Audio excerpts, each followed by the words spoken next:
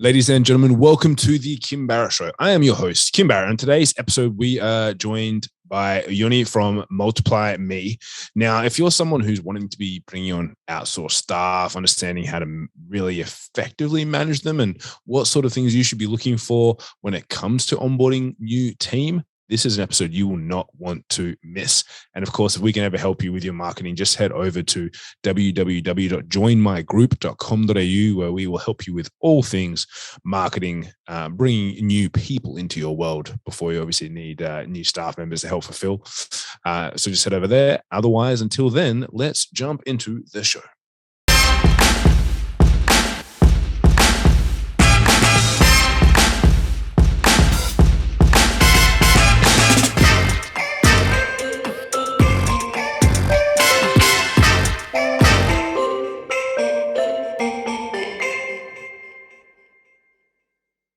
Thank you so much for joining us today. Really appreciate you making the time. Thanks for having me, Kim. It's a pleasure. Great to have you. Now, I always like to kick off the podcast the same way every time, which is if I met you at a party and you and I were chatting and I said to you, Yoni, what is it that you actually do? What's your go-to answer? That is a tough question. That's a tough question to kickstart it.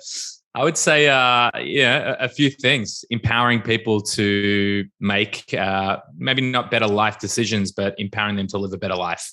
Yeah, I love that. That's I think that's pretty strong. Now, of course, then it has to be followed up with how do you do that? How do you help them make those decisions? Well, I mean, I set up a couple of businesses about 3 years ago, but the driving mission behind all of it was how to create an environment where people are paid fair wages, healthcare, social security, all the healthcare benefits in a remote environment without compromising on what it would be.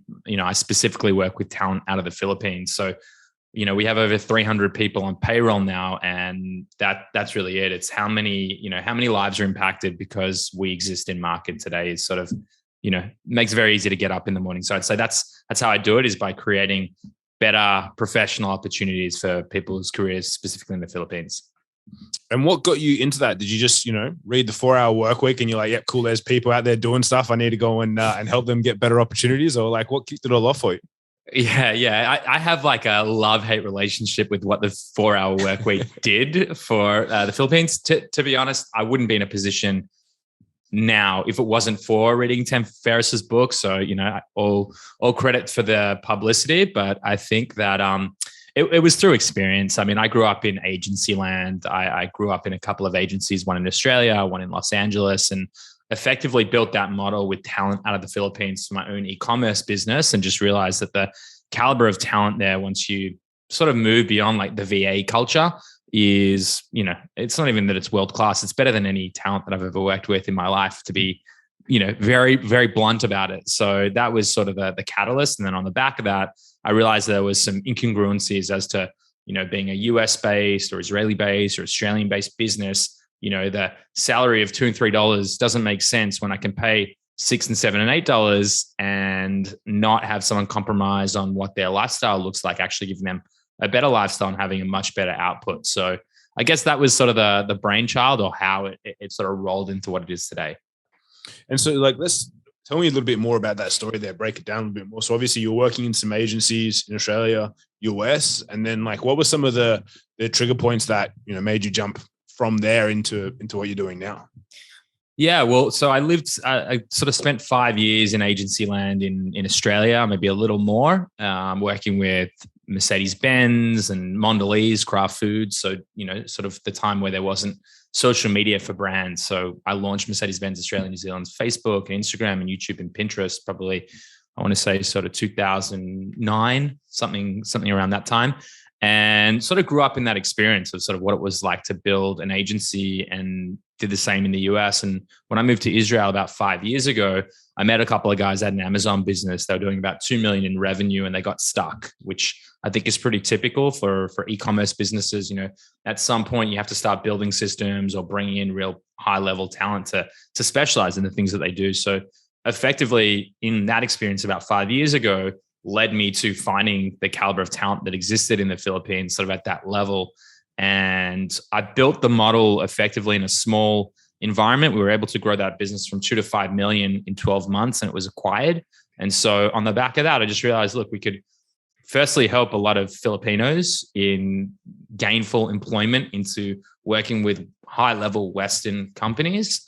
And also, obviously, a lot of Western companies playing that geolocation-based arbitrage, helping them, find high-level talent and actually being better managers as well. So that was how it came to be. And I guess like the social mission attached to it, if you will. I don't know if you could even call it that, because we are for profit here. So, but the ultimate goal for me was when I asked a couple of the team members that were in that last business with me, what were you getting paid in corporate Philippines at the peak of your career? And it was somewhere between it was 2 to 3 times more corporate Philippines than what we were paying. And it didn't make any logical sense to me that we would pay less money for a business that arguably is making more money. And so that was sort of the catalyst. And so exploring, how do you approach healthcare and HMO and social security and all these things was sort of the start of it. And and I guess that's probably been a bit of our secret sauce as to how we've been able to attract such great people. I do want to dive down a little bit more that route in just a sec, but I have to ask, what drew you to Israel? Yeah, good question. So I was sponsored on a visa in the US, and I didn't really believe in the direction of the agency and where they were headed. And so I had the option either find another job, and I had 90 days to do that, or, see what was next. And my dad's actually originally from Israel, so I have an affinity to the country and had come a lot, back and forth growing up, and probably hadn't been for about 6 or 7 years. And honestly, I got here, Kim, 2 days later, I was like, why on earth would I leave this incredible, I'm talking more specifically about Tel Aviv. It's, to give you a 20-second overview, you're talking about 300 days of summer. I would argue the greatest culinary scene on the planet, where the city is, probably the size. I mean, you're from Perth, I'm from Melbourne, but seriously, probably the size of a large suburb. It's tiny. It's about 10 kilometers north-south and maybe 6 kilometers east-west. And so you walk everywhere. You're on the beach. Everything's accessible. If the cost of living was a little bit lower, it'd be nice, but I'd say that's the price you pay for living here. But it's just an amazing place. Also, I'm sitting in a WeWork right now. Literally every startup around me they've raised 70 million, they've raised 50 million, those guys 20 million. Like, there's a huge sort of juxtaposition of this old world meets this new world VC-backed explosion. So just a really exciting environment. Nice, that's awesome. I've heard really good things, so it's definitely on now that we're allowed to leave the country and travel the world again. It's definitely one of the ones high on my list. Now, back to the VA side and the Filipino worker side and whatnot. What are the rate differences between someone who's being well looked after, who then obviously is potentially a more experienced, a better talent, if we will? What's the sort of difference between your general, I'll say, like a basic VA, and then also versus that same level of talent in America and Australia? Like, what are the kind of the gaps in between? Yeah. So I would say, as a baseline, and the way I look at it, and my position generally in life is what's the value creation here? So I'm less looking at the dollars and numbers into the business, for example, or that cost. What value, what's the leverage that can be produced if we had this person or this software or this tool or whatever it looks like? And so I would say typically you're looking at anywhere from about 70% of the cost. Maybe let's say between, on the low end, you could have maybe 50 to 80% would be sort of that range. So if you're going to pay $100,000 for someone in the US, then you're going to be looking at paying someone out of the Philippines at the same caliber or better, probably, $25,000, $30,000, $40,000 a year. And so I would say, if I want to break it down really simply, you could go on something like onlinejobs.ph, which is what I like to call the gateway drug to the Philippines, where you find sort of low-skilled, very ambitious people that are willing to work for maybe $3, $4 an hour. I mean, the rates continue to go up, but a couple of years ago, that might have been $2 or $3. But once you sort of start hitting that upper echelon of really high quality talent, I mean, I've got people on my payroll that we're paying seriously close to $5,000 a month US So that would be equivalent though to someone that would be on, at least $250,000 in the US. And so again, it comes down to how you're sort of building your workforce and what you put value in. But I'd say that's atypical. Like, you wouldn't see many other companies probably outlaying that much unless you're, a large enterprise company. But I'd say the safe spot or the sweet spot where I'd say you're going to find good talent and it's not going to break the bank. And, if you're sort of starting off on this journey, I'd say anywhere from sort of $5, $6, $7, $8 up to about $12 an hour is the range that you're going to look at finding some pretty heavy hitting talent from, let's say, a $5 or $6 an hour. That might be like a junior graphic designer. And, $11, $12 an hour might be a heavy hitting ops manager, for example. And what's the difference in how are you finding them versus like the overly ambitious guys on online jobs who are like, I'm worth $10 an hour versus the ones that are actually obviously worth more than that. You know what I mean? For sure. Well, I mean, we have an unfair advantage in that I've got a recruitment team of now over 20. And so we've also got a process improvement management consulting practice that designs our systems on how we actually build out our internal workflows and our operations. So for us, we spend a lot of time headhunting. I would say, looking in the areas where you're going to find professionals. So we spend a lot of time on LinkedIn, literally scouring for talent that makes sense for businesses that we're actively searching for candidates for. There's a lot of, in ways I would call it like gated style job boards, whereby you have to be incorporated in the Philippines or have access to a number of these job boards. And so you sort of, as a Westerner, you're not seeing the full gamut of what's actually there and possible. And I'd say as well, if you're going to put out into the world transactional things like we'll pay you $5 an hour on PayPal, and that's what we're putting out into the ether, then that's what you're going to get back. Whereas if you're thinking about, well, how does this really impact their lives? And, 13th month is a critical thing.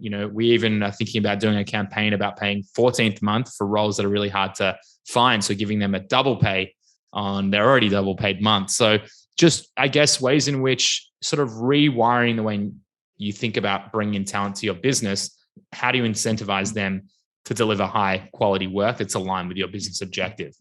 Is a really long-winded way of answering you, Kim. No, it's great because I've had it's funny, probably in the last 20 podcasts that I've recorded, 3 people now have been in a similar space where they've been tapping into the more skilled areas of the Philippines and the more experienced areas of the Philippines and South America and things like that. And it's just interesting to me because I think a lot of people similar to myself, it's we've read the 4-hour work week. And the only thing I really got from that was going, okay, cool. There is a place where you can get VAs. I remember when I very first started, I had just little tasks and stuff. So I jumped on and started playing with it. But for me, I never thought to look outside of that. I was like, oh, this is the place where you get VAs from in the Philippines. You know what I mean? Until I started seeing people that have their own recruitment agencies and whatnot. And even them, it's hard to sometimes separate the wheat from the chaff as it is, because you've got people that I've had virtual assistant recruitment companies that have gotten me a candidate that also contacted me from online jobs. So I was like, well, am I just paying these guys extra money for them to manage and source them for me, but I'm just getting it from the same location? So it's just so interesting to know how people approach it and look at them differently, because as you mentioned, there's many different ways to do it. And obviously if you're promoting all of these extra benefits, healthcare, all that sort of stuff, it makes more sense in how you can attract that, I suppose, higher caliber of talent as well. Yeah, definitely. I'd say as well, just to sort of add a bit of fuel to the fire on that point, I've got in our consulting practice, I'd say nearly maybe 20 of our team members are ex-Ernst & Young. A lot come out of Accenture, a lot come out of Deloitte. Accenture have 70,000 people plus deployed into the Philippines, just to give you context. I'm not this genius that's inventing some new way of working. We're simply leveraging, I guess, what a lot of the big boys do in finding high caliber talent, investing in their education and bringing them up to a level where, again, I'd argue that my consulting team are 10 times more capable than I am for sure. but most business owners in what they're able to produce. And so, it's about shifting that mindset, especially going through a pandemic and understanding that, we're all now capable of working remote. You have to get used to building those structures and systems on what it is to not come into a unified office space. And, ultimately, if you can harness that power, the whole equation changes. I think that's so true. And like, what are the sort of, I know obviously you mentioned like you'll go and headhunt and chase down for certain clients and whatnot. What are some of the key positions that you've seen people look for out of the Philippines that maybe obviously because like general assistants, executive assistants, office admin, people always kind of look for that. But what are some of the other sorts of roles that you've seen people starting to be able to, or even yourself within your companies, being able to find and bring through? Well, I'd say for my companies, every role. I mean, we're about 330 on payroll, and internally there's maybe 110 that report into me. And I'd say outside of myself, my co-founder, who's also Australian, also living in Israel, and our chief growth officer, and an intern that we just turned into our data science team. Everyone's out of the Philippines. So, from our brand strategist to our entire 16-person marketing function, to our operations. So every role is possible. I think that's the first thing. But I'd say in terms of roles that we're specifically seeing a lot of attraction or attention sort of put toward, placing a lot of operations managers, placing a ton in sort of the Google AdWords, Amazon PPC space. We're also pretty centralized or focused on e-commerce. So the roles that we're looking to place typically are aligned with that. So graphic designers, I would say Amazon and e-commerce brand managers. I mean, honestly, a lot of data analysts and data scientists, like we've just built out an entire biz ops function. And again, we're finding really strong candidates in that space. Anything that I'd say, like in the Philippines, anything that's hyper analytical is great, but also really creative. Like it's sort of both extreme ends of the spectrum. You tend to find really high level talent.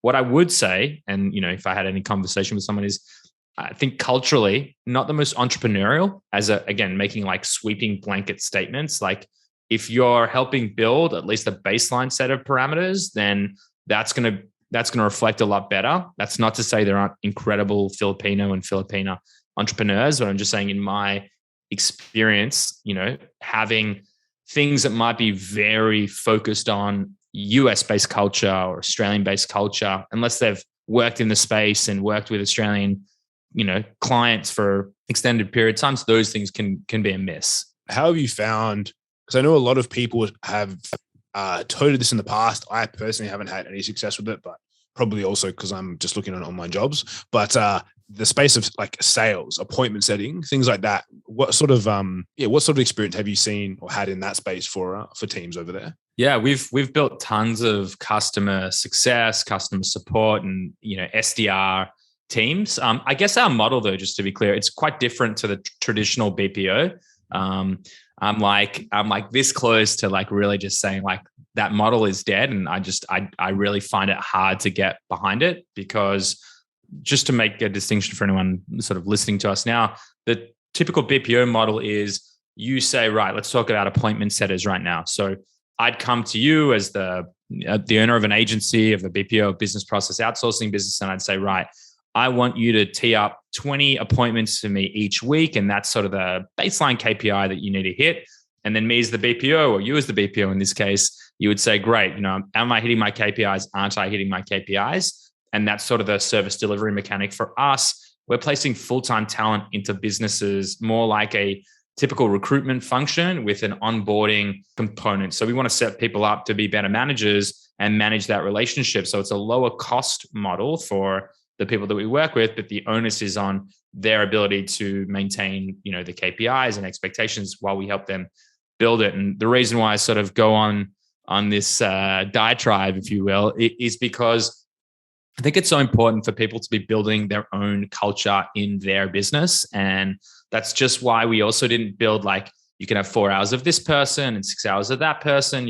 When you're splitting between companies, between tasks, you're not building specialized skill sets. And so coming back to sort of the mission around MultiplyMii, it's very much about crafting and creating careers for people so that they can specialize in things that they're best at. And I think all of us as professionals should be focused on not necessarily trying to get better at all the things that we're terrible at, but just focusing on the things that really sort of fill up our petrol tank and push us forward. Yeah, I've always found that weird when people were coming. It's like, yeah, you've got like this person for this amount of hours and this for that. I'm like, well, like, what if I want them to be like on my team meetings and like, every Friday we like have our wins and everyone shares like what, like, all that sort of stuff. I'm like, kind of weird when someone only like you've got people bouncing in and out. It's it's not sustainable when you're trying to really build a business that sustains in market. Like, again, one of the things that we preach to the nth degree internally is about the delegation of accountability and responsibility, not the delivery of tasks. So it's not about building a task list. It's saying you have, total ownership of this mission, the outcomes that result in achieving that mission, and you own it.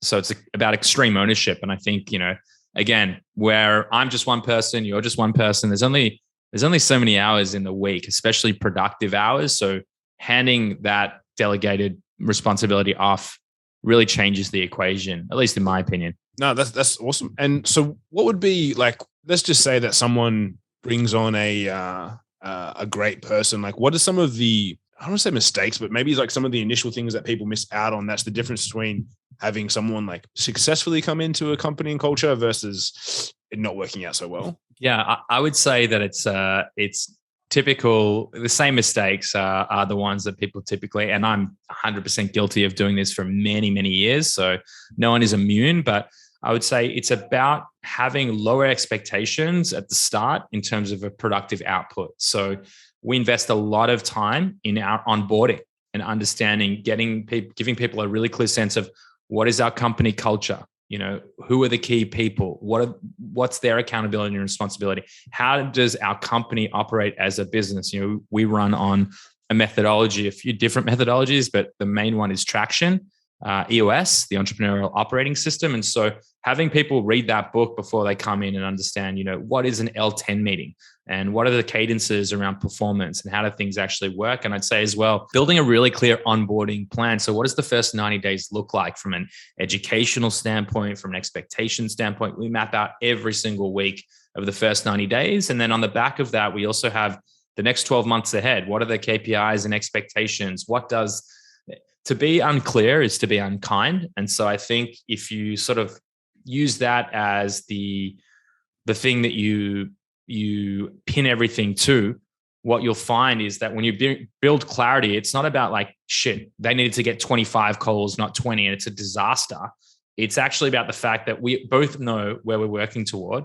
And on the back of that, there's clarity and there's dialogue. It's, I'd say as well as a business owner, if the hardest thing to do is to let someone go, especially when there's no key markers as to why, because you sort of just felt like it wasn't. But when you quantify the expectations and you have ongoing dialogue and you go through it, then both of you guys know either it's unrealistic expectations or that, it's just not a right fit. And so you can move them into a different seat or move them on. But I think there's probably a lot of points in there that might help a few people.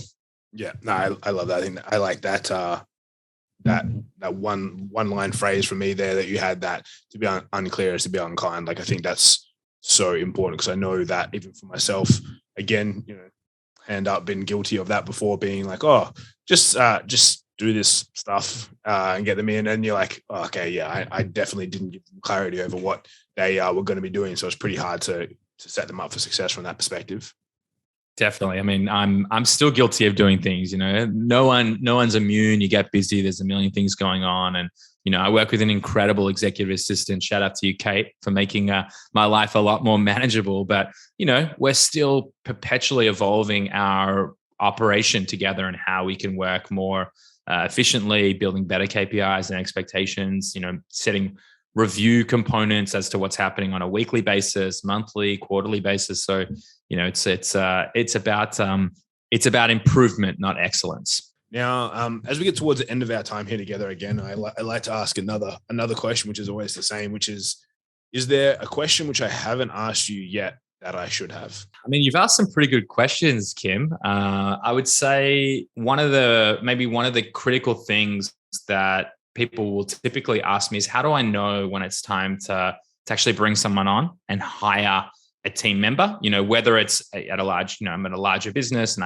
I've maybe gone through it a couple of times, or, it's my first time going through it and I don't really know, I'm on that entrepreneurial hamster wheel where I'm trying to, sort of hold on to everything and I don't know. So I'd say, to answer the question that I'm asking myself, I'd say that getting clarity on how you invest your time every week is really important. So for me, I go through and I literally earmark every minute of my working week. So I work typically between the hours of 10 a.m. through about 8 p.m. is sort of the blocks that I would work. And inside of that, every single minute is accounted for and reviewed and assessed. And what I'll do at the end of every week is look back and decide how effective was that time investment and what does it look like. But the first step is understanding how I'm investing my time. So if you're trying to do it at home, I would say once you go through this journey, or this process a couple of times, then start to look at all the activities that you've done and then mark them a 5. It has to be you. There's something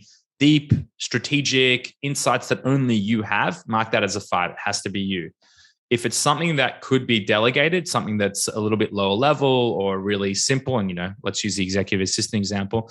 Kate manages my entire calendar and I don't deal with any of my scheduling anymore. I would say mark those a 1 or a 2. And so getting clarity on, well, what's the role that I actually want to build as a first step would be a really smart thing to do in trying to understand, like, how do I stop working 168 hours a week? Yeah, I love that. That's amazing. Now, for anyone that's listening and they go, I like what Yoni's saying, I want to find out more about what he's up to, where's the best place for people to connect with you online?